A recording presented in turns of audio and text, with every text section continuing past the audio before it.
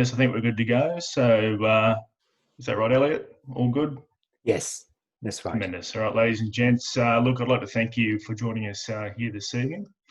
My name is Brant Rippon and I'm the League's National Deputy Chairman. Tonight in our semi-regular Zoom meetings, we have Sean Burke speaking on the topic of China versus Australian sovereignty. Sean is a member of the Australian Monarchist League and has a background in journalism. He's held several senior management positions and board positions at media organisations and is the managing editor of Politicom. Now, of course, China is our largest trading partner, but we definitely are facing some challenges as China muscles up on the world stage economically and militarily. China's obviously been in the news lately, from impinging on the freedoms of our friends in Hong Kong to the incursions in the South China Sea with the Cow's Tongue and the Spratly Islands, to allegations of hacking and even TikTok, so there's plenty to get through tonight. Before I hand over to Sean, I would like to firstly acknowledge and thank our National Chairman, Philip Benwell, for organising these very informative sessions during the coronavirus lockdown. It's been a great way to keep things ticking along at the League. And of course, Elliot Harper, the League's very own tech guru, for making these online seminars possible and to run smoothly. Now, the format for tonight, Sean will speak or present in just a moment. Then we'll have some time for some questions. If you wish to ask a question, tonight's format may be a little different to what you've seen before. So rather than piping up, I think you'll all be on mute is the plan. So please post your questions in the chat area tab, whatever you see in front of you at the bottom of your screen or on your smartphone. And our tech moderator, Elliot, will read that out at the end.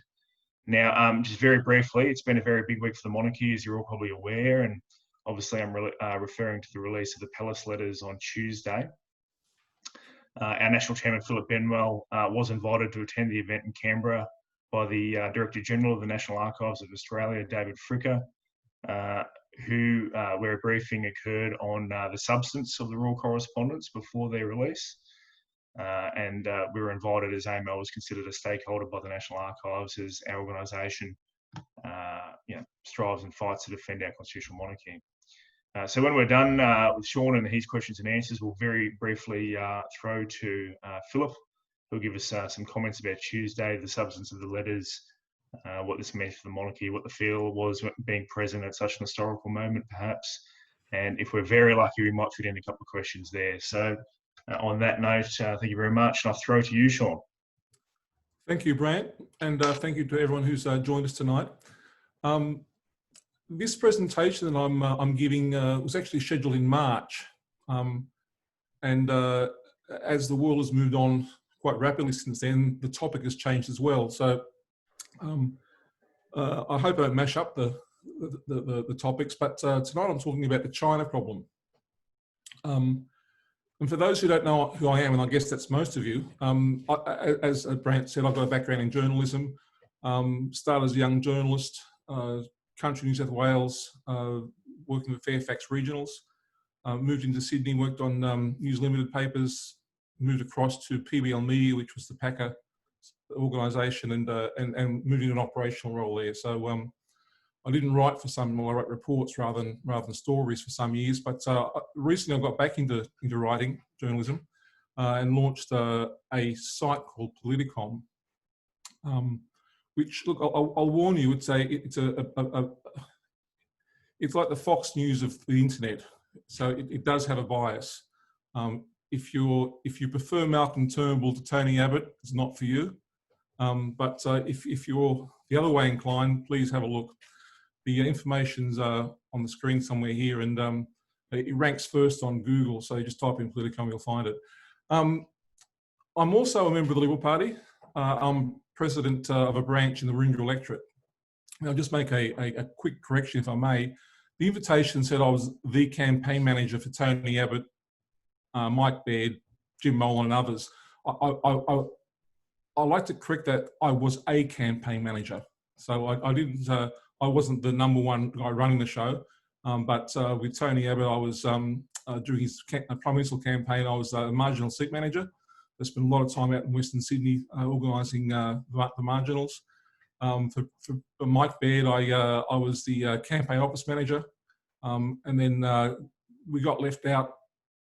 Tony Abbott's normal team got left out of the 2019 election, so we moved across to Jim Molan and ran his campaign, which I guess, as you know, was one of the most successful campaigns as far as numbers of votes for an individual candidate. So I guess, what does a political journalist know about China? Well, I guess Tony Abbott sort of summed China up best, I think, where he said, you know, everything China does is through a political prism. And I mean, you just scratch the surface. Even Chairman Mao, he's quoted as saying, politics is war without blood, and war is politics with blood. So that's their mindset. Everything's political. And you can understand that in China, because if they make a political mistake, they're not sent to the opposition benches for 3 years. Like most totalitarian states, they lose their lives. So they can't make a political mistake. Everything's political. Not only do they lose their lives, and history tells us that they do, but their families lose their lives. Their family tree comes to a crashing end immediately. So for them, they've got to get the politics right, and they've got to control the politics, because the alternative is devastating for the future of their family and themselves. One of the things I've noticed about this new website of mine is whenever the most popular topics are Tony Abbott and China, whenever they're mentioned in the headlines, the readership goes through the roof. So what I like best is when Tony speaks about China, because that really gives us good readership. But I guess, keeping in mind that, you know, in China everything's political, we are, I guess, in the situation wondering why China seems to be treating the rest of the world so bad. You look at Hong Kong, you look at Australia, and, you know, we're being punished, not threatened. We're being punished with trade sanctions, with tariffs, with cyber. You know, there's a whole list of punishments that are happening, which are hurting our farmers and others. The UK, I mean, the ambassador, the Chinese ambassador to the UK has come out and openly said that they're in a Cold War position with the UK. Well, that's the way that China views the UK at the moment. Germany, I mean, they're saying that that BMW cars may not be safe enough to be imported into China. Well, that's a huge threat to Germany. So there's just a whole list of attacks they're making against other nations to push their own agenda.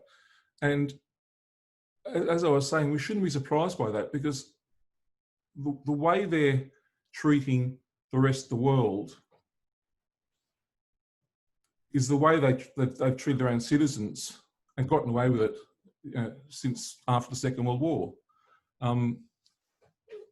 You know, this is the country that changed policy, you know, with a great leap forward from being a grain producer to being an industrial country, and admitted to killing 15 million of its own people, but probably killed 60 million, according to experts. And there was no consequence. And I guess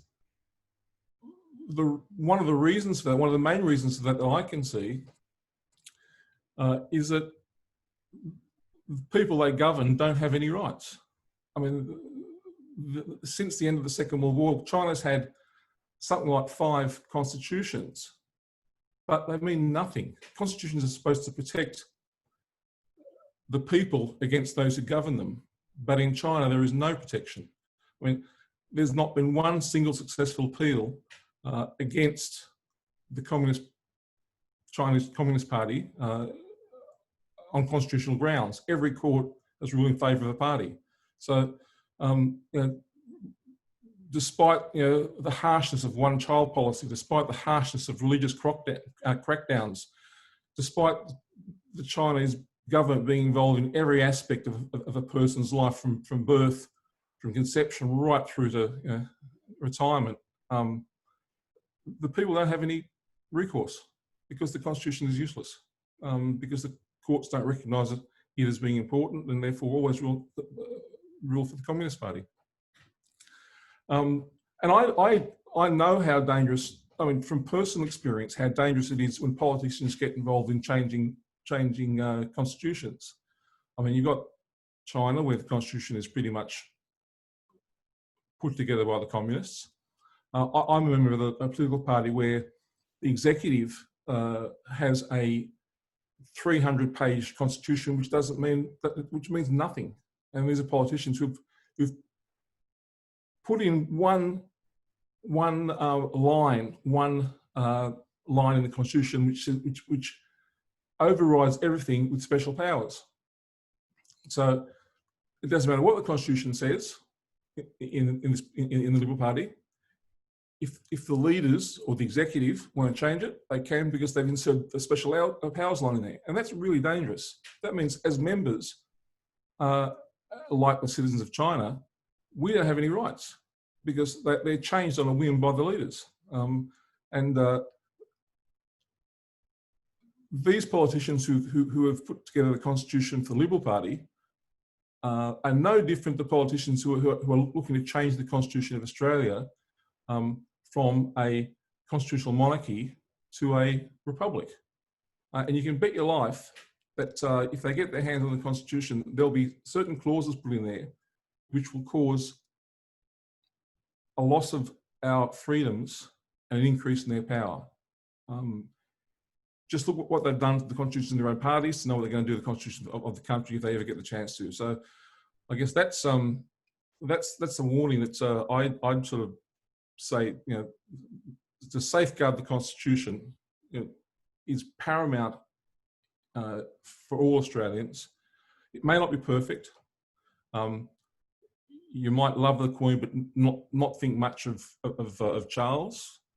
You might think highly of Charles, but it really is not a personality thing. The Constitution is more important than that, and China teaches us that. It teaches us that that regardless of personalities, the Constitution is a protection for us and shouldn't be changed lightly. And my argument is it shouldn't be changed at all. And the best way not to become China. Look, and Australia is very fortunate. We are a country that has a lot of freedoms. We'd like more, but a lot of freedoms, a wonderful lifestyle.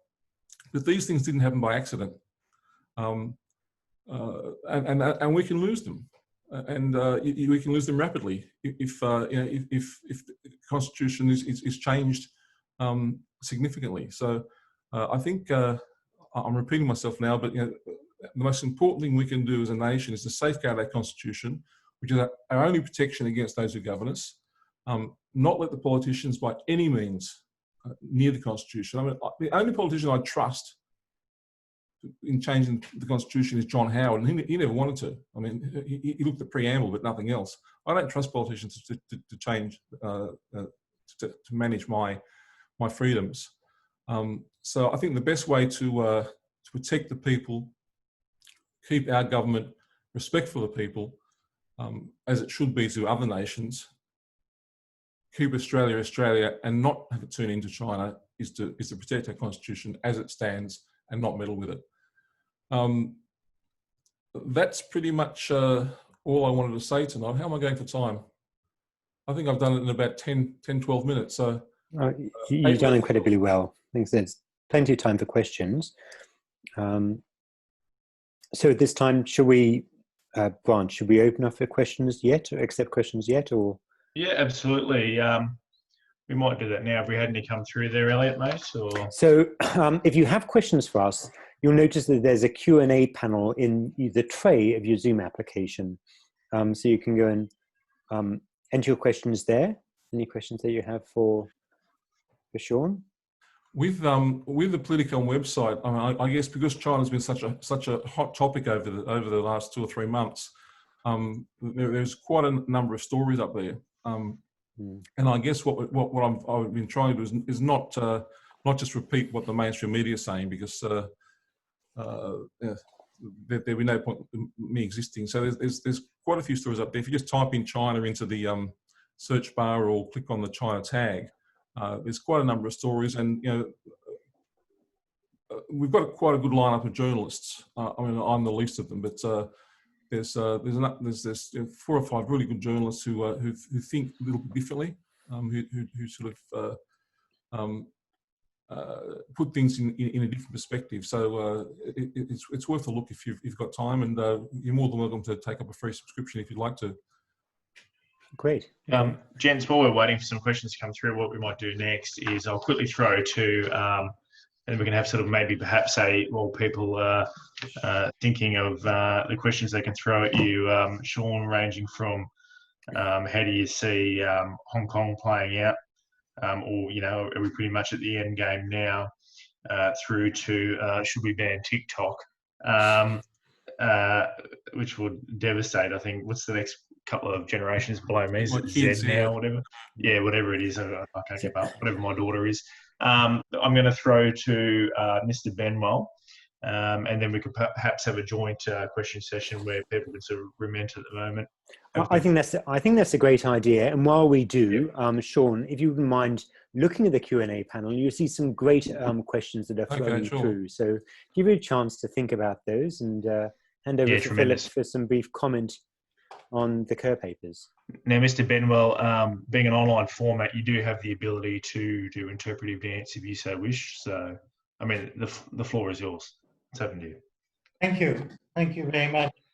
Now, as Grant said, I attended the formal opening of the Kerr letters on Tuesday, which was extremely interesting because we were able to see some of the original papers and various letters. There were 211 pieces of correspondence, mainly between Sir John Kerr and Sir Martin Charteris, the private secretary to the Queen. Now, those 211 letters also have a lot of attachments, or many of them. Those for Sir John Kerr, he added newspaper cuttings and other ancillary material because he wanted to make sure that he advised the palace of the situation in Australia. Those of you who were around at the time know that it was a tumultuous period. The country was heading for economic ruin. The Senate had blocked supply, mainly because the government had gone out to seek funds on the open market to what they called buy back the farm. That was to buy out the owners of mineral and oil exploration. And they sent a trader from the bazaars of Karachi around the world with a formal letter and a government guarantee to raise funds. So you can imagine the impact on Australia's credibility. Though the Senate blocked supply and the government was running out of money, and they didn't have any money to pay the public servants, the army, the hospitals, or whatever. The Governor General had to resolve the situation. So the only way that he felt he could do it was by calling for an election, a double dissolution, so the people could then have their say. But what he did was to dismiss the Prime Minister because he offered Gough Whitlam the opportunity to call a double dissolution. Gough Whitlam refused. He only wanted to call a half Senate election, which would not have resolved the problem. And so he dismissed the Prime Minister and appointed the leader of the opposition as caretaker Prime Minister on the basis that the caretaker Prime Minister went immediately to an election. And that is what Fraser did. So within, or just after a month, an election was held and the people voted Whitlam out and they voted Fraser in. They could, of course, have voted for Whitlam if they felt that the action Kerr had done was wrong, but they didn't. They endorsed the action that Kerr took. Now, in those letters, there is clear proof that the Queen was not involved. She was not consulted. She did not make any comment. And this was devastating for Republicans because they hoped that they would find something that they could accuse the Queen of in being involved in the dismissal of an Australian Prime Minister.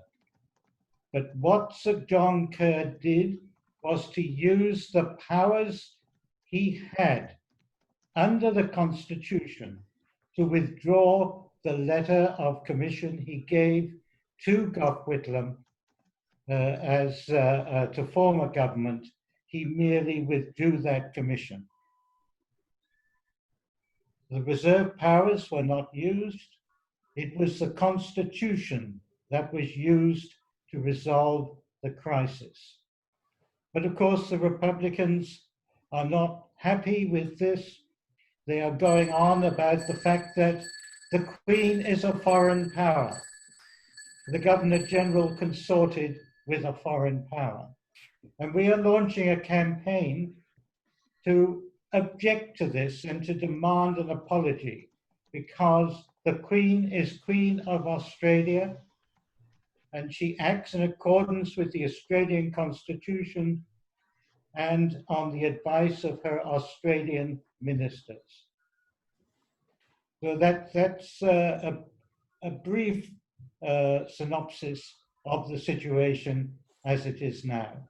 We are putting papers onto our website. It's a difficult task because there are a lot of papers, a lot of annexures, but we do have a synopsis of the papers on our website if anybody would like to go there, www.monarchist.org.au, and then click on the Kerr papers. Thank you. Thanks, Philip. Just briefly, obviously, we were invited, as you said, as a stakeholder to attend the historic release of the Palace letters. Probably something that Republicans, in particular, Jenny Hocking, are regretting that they took to the High Court now. Obviously, you were there representing the League and monarchists. Who was there from the Republican side, if any? Nobody. Nobody? No. Of course, really, not even lives in Melbourne, so she was not able to attend. Peter Fitzsimons didn't fly down on his private jet or chauffeured down? Or? I didn't see a red rag anywhere. No. Well, given the Director General of the National Archives background being, I believe it's Asia, if I'm correct, he probably wasn't allowed within a few hundred metres of the National Archives, but we digress. Let's go to the questions. Elliot, do you want to be the question moderator? I can, and we've got some great questions flowing in. Sean, have you had an opportunity to view any of these? I'm not quite sure how to prioritize them. Would you like to go and pluck them off? I don't know how you want to prioritize them. Yeah, I think, Sean, if I could ask, could you read the question and then also the name of the individual before answering? Tremendous. Absolutely. So look, I'll just start from, we've got what, if any, duty of care does the UK owe and the wider Commonwealth nations to our friends in Hong Kong, now that the one country, two system agreements has been torn up? Well, I guess we're seeing examples that duty of care. I mean, we can't. an agreement with China, whether it's the Hong Kong agreement or it's our free trade agreement, is not worth a pile of beans, because they'll find a reason not to honour it. And unless you're willing to go to war over it, which I don't think we are, then we need to make alternate arrangements, work around them. So I think the UK is in offering to accommodate up to, I think it was up to 3 million Hong Kong residents.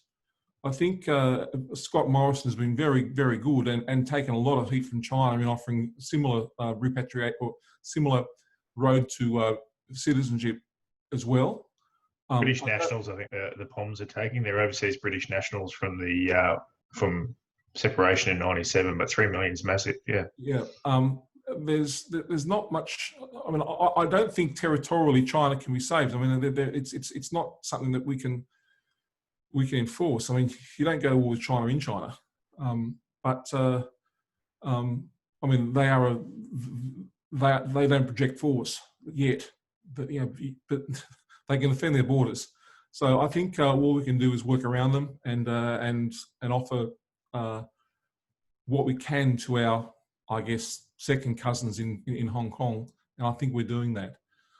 And the theme, there's another one here. How do we protect ourselves from Chinese aggression? Now, I've just lost that one. Here we go. The Constitutional Monarchy Multi-Party Parliamentary Documentary protects against a communist dictatorship. Could you please tell me how we can protect against aggression from the Chinese Communist Party? Well, I think we're in the process of doing that. I think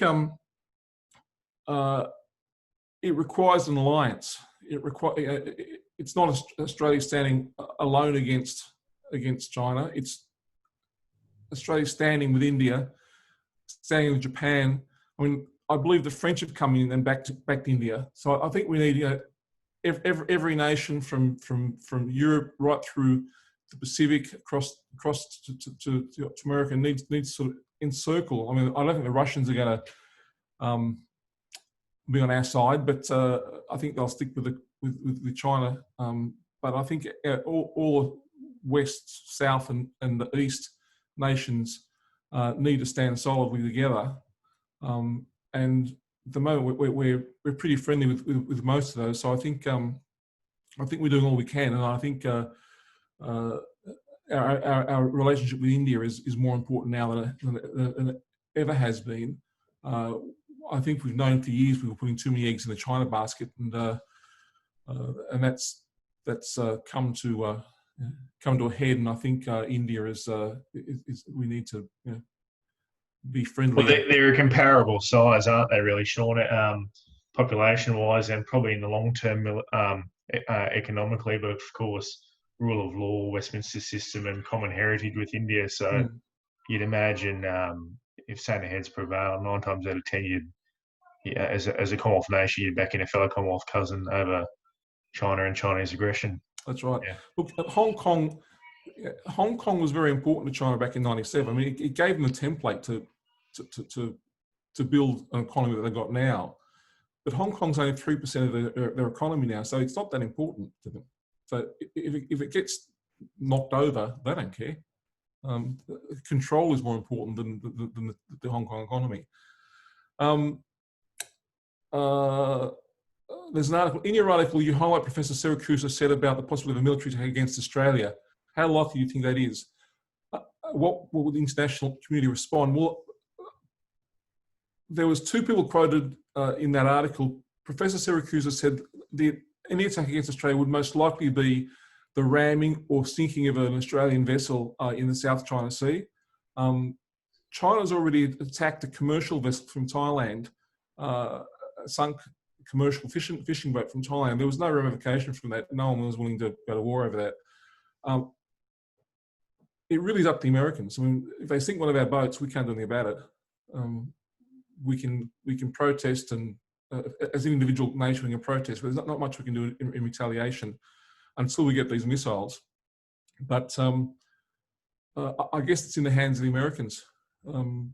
our alliance, I mean, I think our ANZUS alliance states that an attack on Australia is an attack on the USA.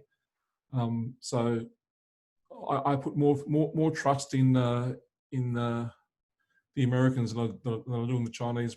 But you know, in election year, anything can happen. So you can't see Sean a couple of cheeky Collins class submarines going up there to enforce what? Who's going to free movement, free sailing? Who's going to tow them up there?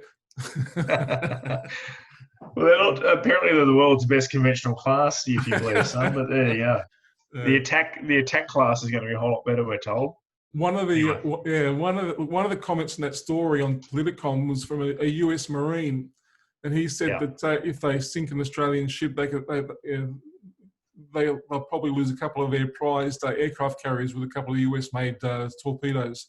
So this wasn't anyone I've seen decision maker, but certainly the will of the American Navy seems to be on Australia's side, which you'd expect. Moving on.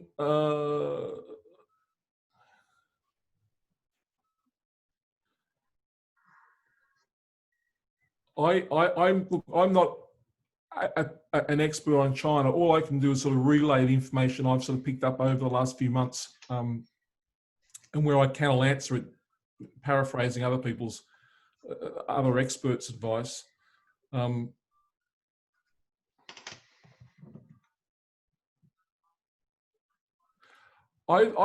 There's one here. What do you make of the US response to the Hong Kong situation from a humanitarian perspective?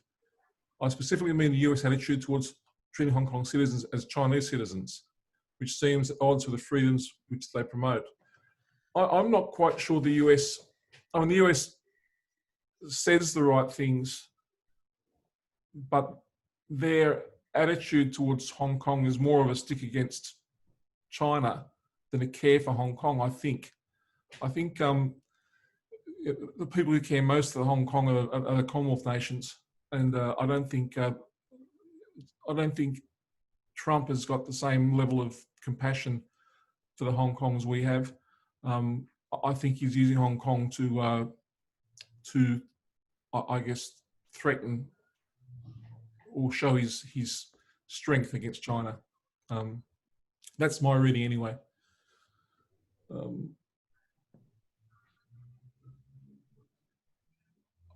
As far as TikTok goes, look, I think that the decision to ban Huawei, and that's pretty much the Five Eyes nations now have all banned Huawei. I think that's a good call. Apparently, Zoom has got China's interest, so what we're on now could be being monitored by our friends in Beijing, and some political parties are certainly moving away from Zoom and on. The emperor might be restored, Sean. What's that? The emperor could be restored. Constitutional monarchy in China, they might set a light. Yeah. As a result, you never know. People will be very happy about that. Perhaps. But look, my website's been banned in China. My website had a real big problem a few weeks ago, and all of a sudden China went dark. So I can monitor where my readers come from, and I've always had a handful of readers from China every day, just non-stop. And then a few weeks ago, it just stopped. There's no.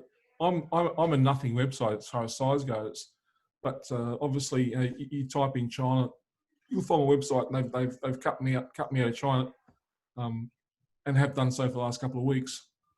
So they've got they're using their cyber experience to keep their population safe from free messaging, and I think the 5G decision around Huawei is the start, and we need to sort of look at things like TikTok and other social media platforms that we're using. And don't forget, China's banned pretty much most of Western social media. So it's not as if they can cry too foul if we ban theirs, I don't think. I think like WeChat, like that. Look, I'm not an expert on all the different. My daughter should be taking this section. She's got it all. But that's pretty much. I think that's the gist. That covers most of the topics that we raised in the question. So I might leave it at that now and pass back to you, Brian, if that's okay. Yeah, thank you very much, Sean. Have we got any questions there for Mr. Benwell, Elliot, I haven't seen any come through yet. or Mr. Benwell? Yes, there Feel are free. Are there? in Yes. Q&A. Right, okay.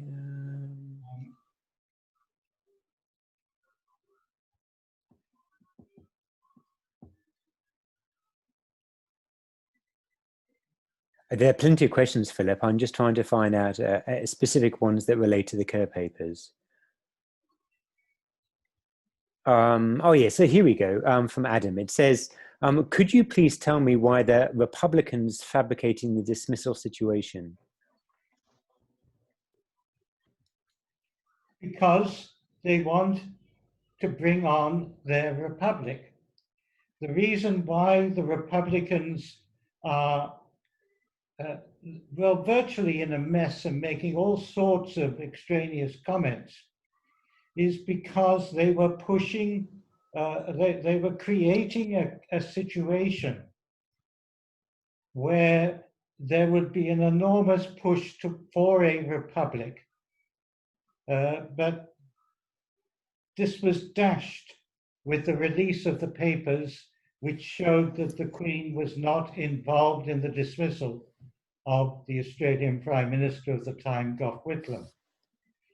We saw last Sunday this Daily Telegraph poll by YouGov, which was obviously a warped poll because it more or less indicated that we were aligned to Britain, that we were subject to Britain, which of course we are not. We are a totally independent nation and we make our own decisions.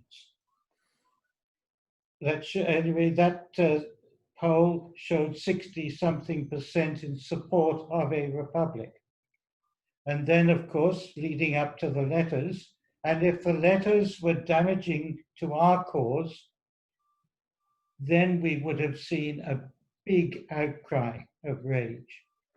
But they weren't damaging. In fact, they proved, as the director of the National Archives said, it shows that our system of constitutional monarchy works.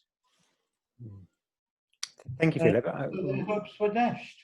Yeah, so we've got time for, I think, to squeeze in one more question here. It says, will we, this is from Pierre-Louis, he said, will we be requesting an apology from Anthony Albanese specifically for his inflammatory comments and foul rhetoric against the Queen and for her role in the constitutional crisis?